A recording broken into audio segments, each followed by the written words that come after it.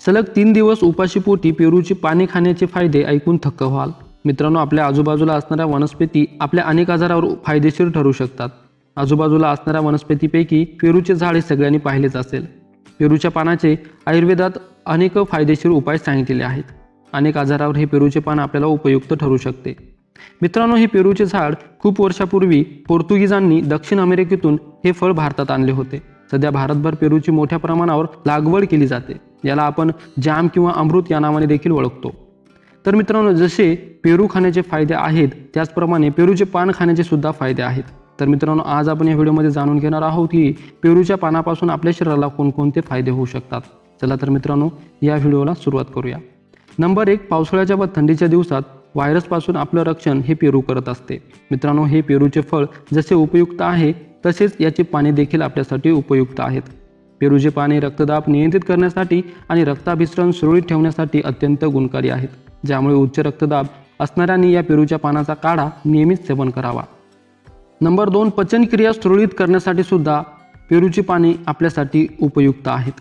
पेरूच्या पानामध्ये antibacterial properties असतात, ज्याने पोटातील मायक्रोबियल बॅक्टेरियाची वाढ होत नाही आणि म्हणून तुम्हाला जर जुलाब व अतिसाराचा त्रास होत असेल तर पेरूच्या पानाचा काढा पिल्याने अतिसार थांबतात।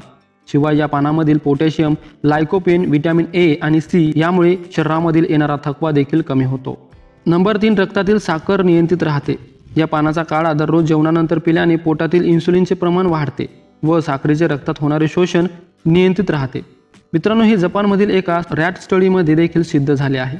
या पानाचा रस वापरल्याने रक्तातील इन्सुलिन व कोलेस्ट्रॉलचे प्रमाण देखील नियंत्रित राहते। नंबर 4, वजन कमी करण्यासाठी देखील या पानाचा रस उपयुक्त असतो। पेरूच्या पानामध्ये कॉम्प्लेक्स कार्बोहायड्रेट असतात, जे रक्तात असलेल्या कार्बोहायड्रेटचे साखरेत रूपांतर होऊ देत नाहीत, ज्यामुळे आपले वजन नियंत्रित राहण्यास मदत होते। नंबर 5, मित्रांनो, कॅन्सरशी मुकाबला करण्यासाठी देखील या पेरूची पाने आपल्यासाठी फार उपयुक्त ठरतात। यामध्ये मुबलक प्रमाणात असणारे अँटीऑक्सिडंट आणि लायकोपेन हे ब्रेस्ट, प्रोस्टेट आणि ओरल कॅन्सरपासून आपला बचाव करण्यासाठी अत्यंत उपयुक्त असतात। नंबर 6, ॲलर्जी कमी करण्यासाठी देखील पेरूची पाने हे फायदेशीर आहेत। ॲलर्जी कमी करण्यासाठी पेरूची पाने व त्याची पेस्ट उपयुक्त आहे। किडे, मुंग्या चावल्याने शरीरावर इन्फेक्शन होते व ते कमी करण्यासाठी पेरूच्या पानाची पेस्ट लावल्यास इन्फेक्शन कमी होते।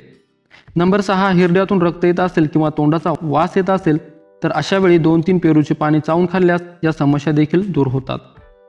नंबर 8, पिंपलची समस्या असल्यास पेरूच्या पानाची कुटून बनवलेली पेस्ट चेहऱ्यावर लावावी। शिवाय 2-3 पाने सकाळच्या चहात देखील वापरल्याने यावर फायदा होतो। नंबर 9, अकाली वृद्धापकाळाच्या समस्या म्हणजे अकाली केस पांढरे होणे, चेहऱ्यावर सुरकुत्या दिसायला लागणे किंवा डोळ्याखाली काळी वर्तुळे दिसणे अशा काही समस्या आढळल्यास या पानाची पेस्ट चेहऱ्यावर नियमित लावावी। नंबर 10, केस गळती थांबवण्यासाठी देखील या पानाची पेस्ट केसांच्या मुळाशी लावावी, याने केस गळती थांबते। नंबर 11, खोकला झाला असेल, तुम्हाला वारंवार खोकला येत असेल तर या पानाचा काढा नियमित प्यावा। यामध्ये व्हिटॅमिन सी व आयरन मोठ्या प्रमाणावर असल्याने खोकला लवकर बरा होतो। नंबर 12, बुद्धी तल्लख ठेवण्यासाठी देखील पेरूची पाने फायदेशीर असतात आणि मित्रांनो, यातील व्हिटॅमिन बी आणि व्हिटॅमिन B6 मेंदूतील रक्तप्रवाह सुरळीत ठेवतात, ज्याने मेंदू तल्लख राहतो। नंबर 13, पेरूच्या पानामध्ये आयरन मोठ्या प्रमाणावर असल्याने थायरॉइड नियंत्रित राहते। शिवाय या पानाच्या रसामुळे शरीरात हार्मोन्स बॅलन्स राहतात। नंबर 14, पोटदुखी होत असेल तर पेरूच्या पानाचा रस आवश्यक प्यावा। यातील हाय फायबरमुळे पोटदुखी कमी होते आणि तसेच मित्रांनो, यातील व्हिटॅमिन सी डोळ्याचे आरोग्य देखील उत्तम ठेवण्यास फार उपयुक्त ठरते। नंबर 15, डेंग्यू झाला असल्यास पेरूची 2-3 पाने दररोज सकाळी खाल्ल्याने डेंग्यूमुळे कमी झालेले सेल्स वाढायला मदत होते। तर मित्रांनो, हे होते पेरूची पाने खाण्याचे फायदे। मित्रांनो, हे फायदे तुम्हाला कसे वाटले कमेंट बॉक्समध्ये नक्की सांगा आणि तुम्हाला हा व्हिडिओ आवडला असेल तर व्हिडिओला एक लाईक आणि चॅनलला सबस्क्राईब करायला विसरू नका। धन्यवाद।